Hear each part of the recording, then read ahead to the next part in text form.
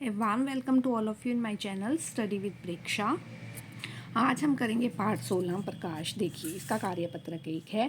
रात के समय मानव अपना होमवर्क कर रहा था, अचानक बिजली चली गई, कमरे में अंधेरा हो गया। अब उसे कुछ भी दिखाई नहीं दे रहा। तब उसकी माँ ने कमरे की मोमबत्ती जलाई। तब तक कमरे में रखी हुई वस्तुएं से दोबारा दिखाई देने लगी। ऐसा प्राय आपने भी अनुभव किया होगा। तो क्या आप बता सकते हैं कि किसका अपना प्रकाश है, किसमें अपना प्रकाश नहीं है। वस्तुएं जिनका अपना प्रकाश होता है ट्यूबलाइट, इलेक्ट्रिक बल्ब, सूर्य और मोमबत्ती। और जिनका प्रकाश नहीं होता पुस्तक, गेंद, चंद्रमा और मेज। चंद्रमा जो है वो सूर्य के प्रकाश के कारण हमें दिखाई देता है।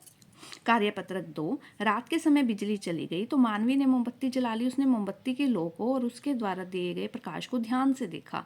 उसने लो के सामने अपनी एक किताब रख दी और देखना चाहा प्रकाश मुड़ता है या नहीं मुड़ता। आप भी क्रियाकलाप करें। देखिए प्रकाश जो है मोमबत्ती के लो से किताब पर पड़ा। ठीक है, किताब पर पढ़ने के बाद वो हमें दिखाई दिया। तो इसका मतलब है प्रकाश का परावर्तन हुआ, कि किसी चीज़ से टकराकर प्रकाश का जो है वापस उसी दिशा में लौट आना, उसे हम प्रकाश का परावर्तन कहते हैं। तो प्रकाश हमें परावर्तन के कारण दिखाई दे रहा है। अब हम चलते हैं अगले क्वेश्चन की तरफ।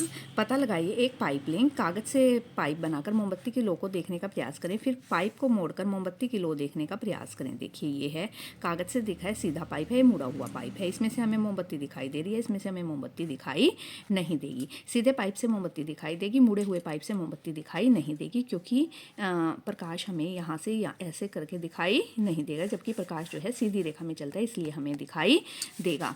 अपने प्रेक्षणों के आधार पर आपको एक चित्र भी बनाना है। देखिए 3 गत्ते के टुकड़े लीजिए, उनमें समान दूरी पर छेद कीजिए, एक जगह ही बराबर। जब हम दूसरी तरफ से देखेंगे तो हमें मोमबत्ती दिखाई देगी। इसका मतलब है कि प्रकाश सीधी रेखा में चलता है।